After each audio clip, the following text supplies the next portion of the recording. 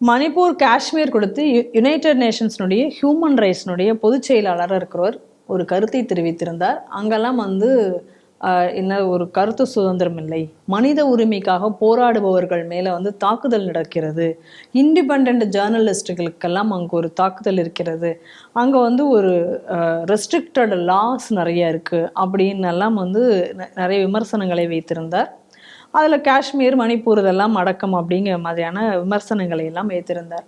அதுக்கு இந்தியா தன்னுடைய கடும் கண்டனத்தை பதிவு செய்திருக்காங்க. இதை எங்கே சொல்லியிருக்காருன்னா, அதனுடைய குளோபல் அப்டேட்டில் இதை கொடுத்துருக்காங்க. 58th செஷனுடைய ஜெனீவால் நடந்த குளோபல் அப்டேட்டில் அதற்கு இந்தியா தன்னுடைய கடும் கண்டனத்தை தெரிவித்திருக்கிறது. இது குறித்து சொல்லும்போது அரிந்தம் பக்ஷி அவர்கள் சொல்லும் பொழுது, இந்தியா போன்ற மிகப்பெரிய ஒரு டெமோக்ராட்டிக் நாடை இங்கே உலகத்தில் பார்க்க முடியாது, பன்முகத்தன்மை கொண்ட ஒரு நாடு, இங்கே தான் டெமோக்ரஸி ஒரு ஹெல்த்தியான ஒரு ஸ்டேட்டில் இருந்துகிட்ருக்கு.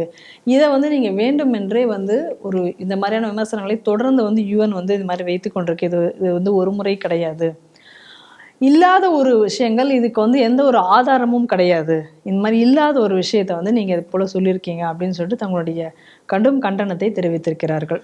நான் சொல்லிக்கிட்டு இருக்கக்கூடிய விஷயந்தான் இந்த மல்டிநேஷ்னல் ஆர்கனைசேஷன், அதாவது இன்டர்நேஷ்னல்னு சொல்ல முடியாது, பல நாடுகள் சேர்ந்தது. இது யுனைடெட் நேஷன்ஸ் ஆகட்டும், காமன்வெல்த் ஆகட்டும், இது எல்லாமே மேக்சிமம் இது என்ன அப்படின்னா ஒரு அஜெண்டா பெடலிங்கான அமைப்புகளாகத்தான் செயல்படுகிறது. என்னால் இது இன்னும் தெளிவாக ஏன் சொல்ல முடியும்னா, நானும் கொஞ்சம் ஆண்டுகள் இந்தியாவோட காமன்வெல்த் ரெப்ரசன்டேட்டிவாக இருந்தவன். அதனால் எங்கே எப்படி things work I know better than anyone else, then ஹிந்துராம் எல்லாரையும் கூட. ஏன்னா இப்போ தமிழ்நாட்டில் அவர் தானே புட்சாலிங்கிறாங்க, அவரையும் கூட எனக்கு பெட்டராக அதை பற்றி சொல்ல முடியும்.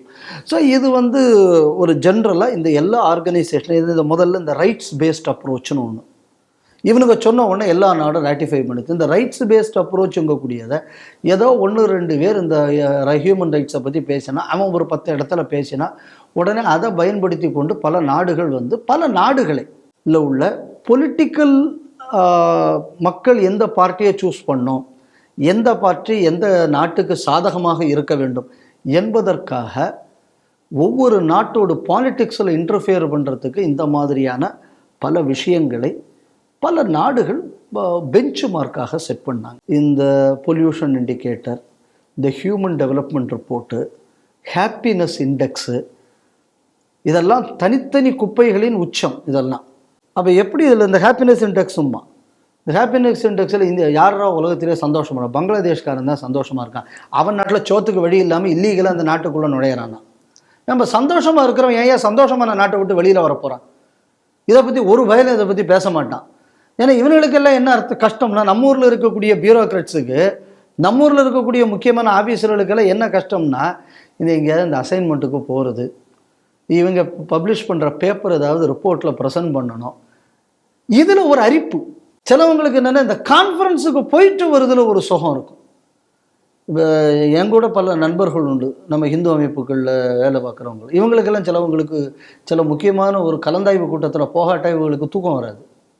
அது இல்லைன்னு சொன்னால் பித்து பிடிச்ச மாதிரி ஆயிடுவாங்க. அப்படி ஒன்று நம்ம எதுக்கு போகிறோம், நம்ம பர்பஸ் என்ன, அதெல்லாம் கிடையாது. அது இது ஒரு டைப் ஆஃப் டிசீஸ் இது.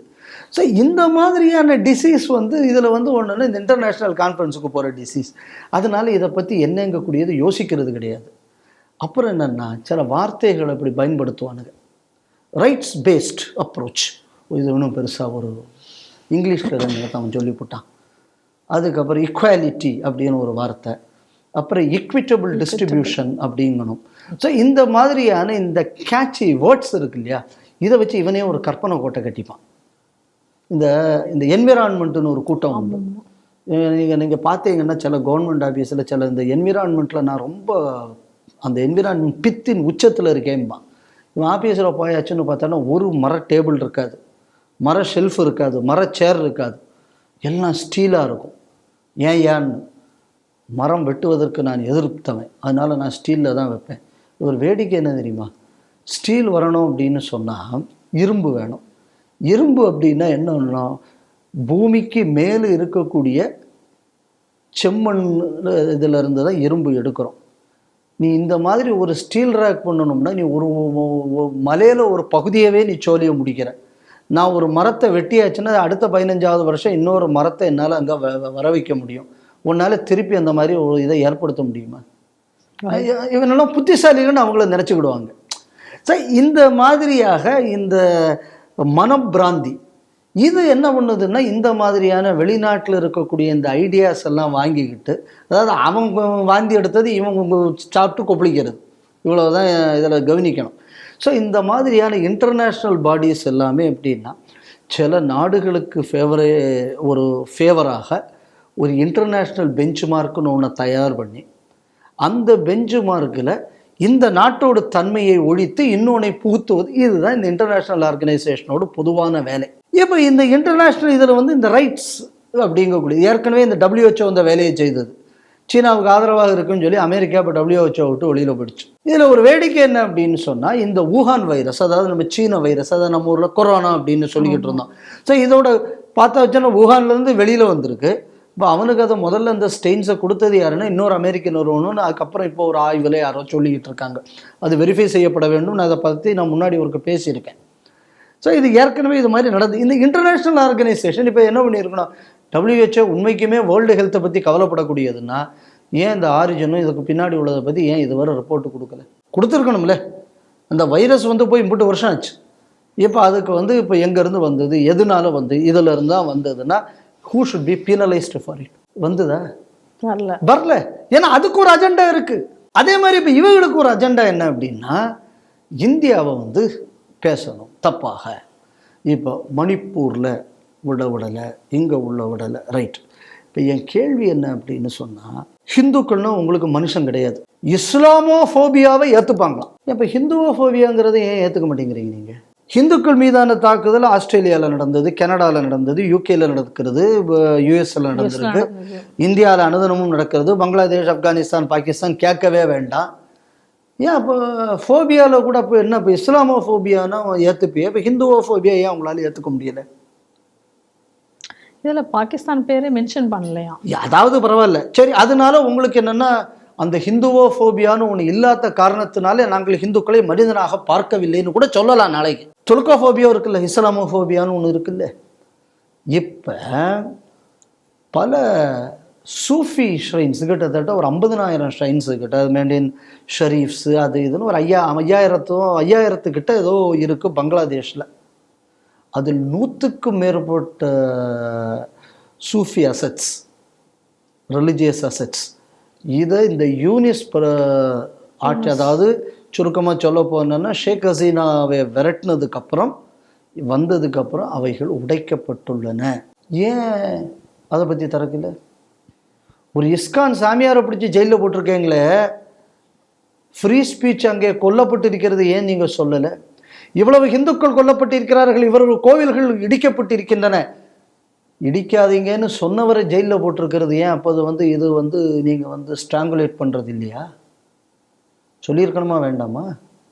கண்டிப்பாக. நாங்கள் இந்துக்கள் மனுஷன் இல்லையா உங்கள் பார்வைக்கு? ஏன் இப்போ அந்த துளுக்க பேசியிருக்கணுமா வேண்டாமா? ஏன் தெரியுமா? அங்கே மியூசிக், டான்ஸ் இதெல்லாம் அவர்கள் ஏற்றுக்கொள்கிறார்கள், அது இஸ்லாமுக்கு விரோதமான, அதனால உடைச்சாங்க, ஜஸ்டிஃபை பண்ணுறான். அப்போது எங்கே போச்சு இந்த ஐநா? என்னை பொறுத்தளவில் இன்னும் கொஞ்சம் வருஷங்களில் UN will become an irrelevant body. இப்போது இந்த மாதிரியான நரேட்டிவ் பெடலிங் ஆர்கனைசேஷன்ஸாக இது போகிறதுனால, இப்போ பாருங்கள், இனிமேல் 2 நாட்டுக்கு இடையில தான் வர்த்தக ஒப்பந்தம் இருக்கும். இனி இன்டர்நேஷ்னல் ஒப்பந்தம்லாம் ஒரு வேலையும் நீ கேட்க போகிறதில்ல. ஆல்ரெடி நேட்டோன்னு ஒன்று வச்சுருக்காங்க. இப்போ இந்த நேட்டோலே இப்போ உக்ரைன் பிரச்சனையில் அமெரிக்கா கழண்டு போயாச்சு. இனி அது அந்த அலையன்ஸ் எப்படி ஓடும் நமக்கு தெரியாது. அதனால் வரக்கூடிய காலங்களில் இந்த மாதிரியான நரேட்டிவ் பெடலிங், இந்த மாதிரியாக வந்து வேற நாட்டுக்குள்ள ஏஜெண்ட்டாக இந்த இன்டர்நேஷ்னல் பாடிஸ் செயல்படுறது, திருட்டுத்தனமாக பெஞ்ச் மார்க் வைக்கிறது, இது எல்லாம் இனி வரக்கூடிய காலங்களில் இந்த ஐநாமா, காமன்வெல்த், இந்த மாதிரியான அமைப்புகள் தொடர்ந்து செய்தாச்சுன்னா they will soon become irrelevant. கொஞ்சம் கொஞ்சமாக இது நடந்துக்கிட்டு தான் இருக்குது. இப்போ WHO இனி கொஞ்சம் வருஷத்தில் irrelevant ஆகிடும் போகிற போக்க பார்த்தா. இந்த மாதிரியான மாற்றங்கள் உலகத்தில் வரும். இந்த மாதிரியான அமைப்புகள் அவர்களை மாற்றிக்கொள்ளாவிட்டால், ஆனால் உலகத்துக்குன்னு ஒரு ஆர்டர் வேணும் அப்படின்னு தேவைப்படும் போது இந்த மாதிரியான அமைப்புகள் இந்தியாவின் கட்டுப்பாட்டுக்குள் என்று வருகிறதோ அன்னைக்கு தான் உங்களுக்கு வந்து ஒரு பொதுத்தன்மை, ஒரு நடுவு நிலைமை என்பது ஏற்படும். இன்றைய நரேந்திர மோடி ஆட்சி இந்திய நரேந்திர மோடி எந்த சித்தாந்தத்தை வைத்து ஆட்சி செய்கிறாரோ அந்த சித்தாந்தத்தின் தொடர்ச்சி இன்னும் பல ஆண்டுகள் தொடருமேயானால் உலகம் ஒரு குடும்பம் என்ற அந்த நடுவு நிலைமைக்கான ஒரு காலம் என்பது இந்த உலகில் ஏற்படும். இன்னைக்கு அவர் கேட்டிருக்கிற கேள்வி ஒரு சரியான கேள்வி. நீ கூட நீங்கள் பார்த்தீங்க அப்படின்னு சொன்னால் ஸ்ட்ராட்டம் ஹவுஸ். ஸ்ட்ராட்டம் ஹவுஸ்னு சொல்லும்போது எனக்கு ஒரு வரலாறு ஞாபகப்படுத்துகிறேன். இந்த ஊரில் வேட்டையன்னு ஒரு சினிமா எடுத்தான், ஒரு 4 பிக்காளி பயிலுவான்.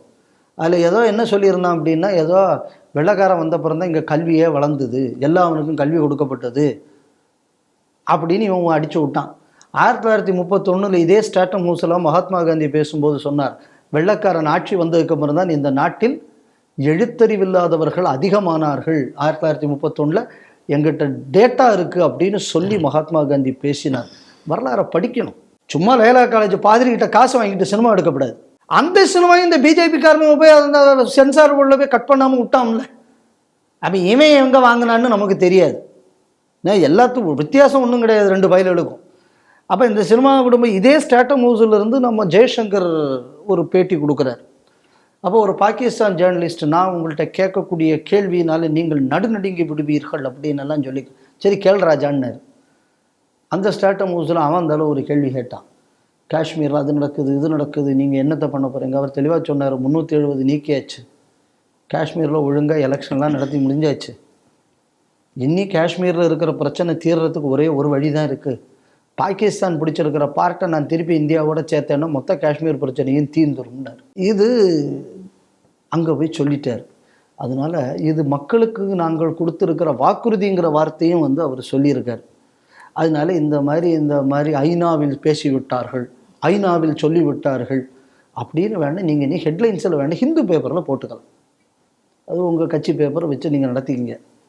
ஆனால் இந்த மாதிரியான இந்த பாடிஸுக்கு எல்லாமே இனிமேல் எந்த ரிலவன்ஸும் உலகத்திலையும் எடுக்க போகிறதில்லை, இந்தியாவும் இவர்களை மதிக்க போவதில்லை. நீ நியாயமாக நடந்துக்கிட்டேன்னா நீ நியாயமாக இரு. நீ சொல்லியாட 90 நாடுகளுக்கு மேலே இந்தியா கொரோனா மருந்தை கொடுத்துச்சு, நாங்கள் கொடுத்தோம், ஒன்றால் முடியலை, இந்தியாவால் முடிஞ்சது. இந்தியா இஸ் பவர்ஃபுல் தான் யூஎன். இன்னைக்கு உன் யூஎன் ஜெனரல் செக்ரட்டரி சொன்னதை எவன் கேட்குறானோ எங்கள் நரேந்திர மோடி சொன்னால் கேட்பான். அதனால இன்னைக்கு இந்த விஷயத்தை இந்தியா தொடர்ந்து அசப்ட் செய்து வருகிறது. அதனால் இந்த மாதிரி இந்த ரிப்போர்ட்டு போடுறது, இந்த மாதிரி இந்த அறிக்கை விடுறேங்குது, எங்கேயாவது போய் என்னத்தையும் பேசுகிறேன்னு சொன்னால் இனிமேல் இந்தியாவின் அடியிலிருந்து உங்களால் அது எந்திருக்க முடியாது. பாருங்க, ஜெய்சங்கர் சொன்னார், 9 துவாரத்தையும் பொத்திக்கிட்டு சும்மா இருந்தான். இதுதான் இனி உலகம் முழுக்க நடக்கும். இது ஐநாவுக்கான எச்சரிக்கையாக நான் பார்க்கிறேன். ஐநாவும் சர்வதேச நிறுவனங்களும் சீக்கிரம் திருந்துங்க, இல்லை என்றால் நீங்கள் திருத்தப்படுவீர்கள். அந்த எச்சரிக்கை மெசேஜ் இன்னைக்கு இந்தியா யூஎன்ல கொடுத்துருக்குன்னு நான் நினைக்கிறேன்.